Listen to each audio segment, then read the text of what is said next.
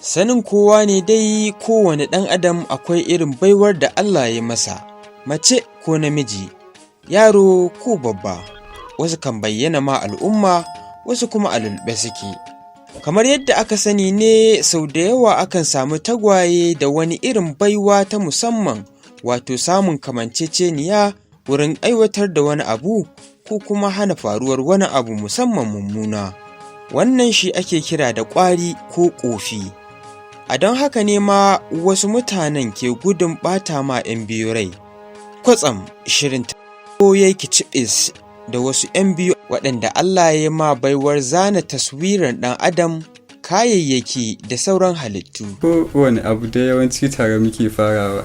So farko dai da yayanmu ne yake zanen irin a fifan shi na makaranta, sai mu je muna ɗaukowa muna kwaikwayon shi, sai mu ɗaura wani takarda a kai muna bi muna zanawa. To haka sai kuma muka zo muna ɗan katun ɗin da muke kallo, shi ma sai mu samu hotunan katun masu sauƙi wanda za mu iya, shi ma mu ta ɗan bi muna zanawa. Kawai dai muna yi mu ji daɗi duk mun iya. Kawai ko da yaushe in ba mu da abin yi za mu ɗauka fifa da fensir mu ta kallon hotuna ko wani abu muna zanawa. Sai daga baya ne kawai dai muka realizing za mu iya samun kuɗi da wannan abu.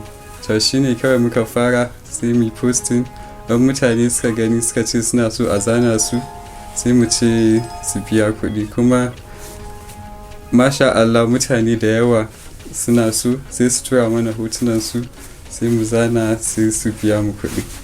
Hassan da Husaini suke cewa iyayensu ne mutane na farko da suka ƙarfafa masu gwiwa a wannan harka kafin a kawo mutanen gari. Irin maganan da mutane suke faɗa mana a kan shi, kowa yana nuna mana yana so, kuma kowa sai dai ya ce mu ƙara dagewa, akwai babban rabo a gaba da ke jiranmu. Duk da cewa na'urar bature da ke ɗaukan hoto wato kyamara ya fi zane fidda cikakkiyar sura ko taswira, hakan bai hana mutane nuna sha'awarsu da zane ba. Shi kyamara na'ura ne aka haɗa, kuma kowa ya san na'ura zai fito da siffan mutum sak, ba tare da ba wanda yake zama ya tunanin ya aka haɗa na'urar na ko wani abu. Kawai da an san an haɗa shi kuma zai fito da siffan mutum sak. Amma shi kuma zane, shi mutum ya san wani ne zai zauna da hannun shi da fensil da takarda, kawai kallo zai dinga yana zana.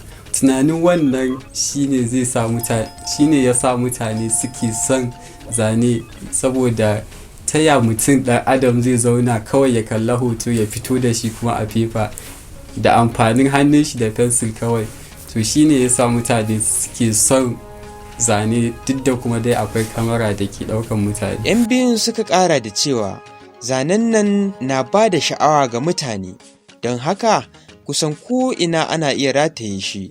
Ofishin aiki ne, makarantu ne, kasuwa ne, gida ne ko ma asibiti.